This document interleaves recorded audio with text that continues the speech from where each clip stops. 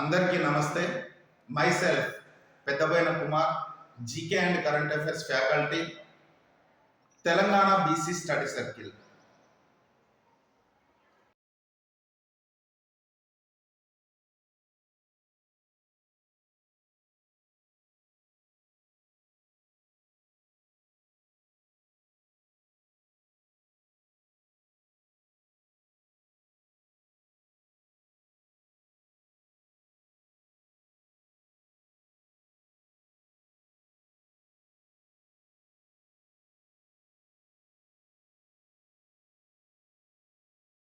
Jnanpith award.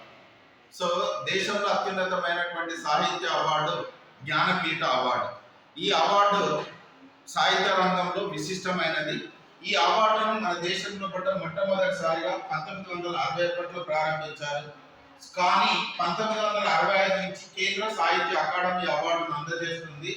భారత రాజ్యాంగంలోని 8వ షెడ్యూల్లో తెలుపబడినటువంటి 22 భాషల్లో కృషి చేసినటువంటి వారికి ఈ అవార్డును ప్రదానం చేస్తారు. సాధారణంగా మరణించినటువంటి వారికి ఈ బహుమతిని ప్రదానం చేయరు. ఇక్కడ దీని యొక్క ప్రైజ్ మనీ 11 లక్షలతో పాటు కంచు వాగ్దేవి విగ్రహం అంటే సరస్వతి దేవి యొక్క విగ్రహాన్ని అందజేస్తూ ఉంటారు.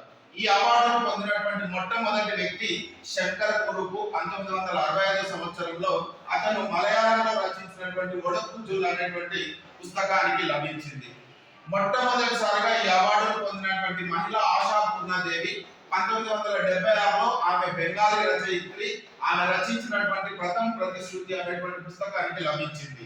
మొట్టమొదటిసారిగా ఇంగ్లీష్ లో జ్ఞానపీఠ అవార్డు పొందినటువంటి వ్యక్తి అమితావ్ ఘోష్ 2018 సంవత్సరంలో అతను సాహిత్యంలో చేసినటువంటి కృషికి గాను ఈ అవార్డు లభించింది. అయితే ఈ అవార్డును పొందినటువంటి తెలుగు వారు ఇప్పటి వరకు ముగ్గురు. ఆ ముగ్గురిలో మొట్టమొదటి వ్యక్తి విశ్వనాథ సత్యనారాయణ గారు 1970 సంవత్సరంలో శ్రీ రామాయణ కల్పవృక్షానికి లభించింది. రెండవ వ్యక్తి డాక్టర్ సి నారాయణ రెడ్డి గారు 1988 విశ్వామర అనేటువంటి పుస్తకానికి లభించింది. అదేవిధంగా మూడవ వ్యక్తి రాహుల్ భరద్వాజ్ గారు 2012లో పాకులాల్ అనేటువంటి పుస్తకానికి లభించింది.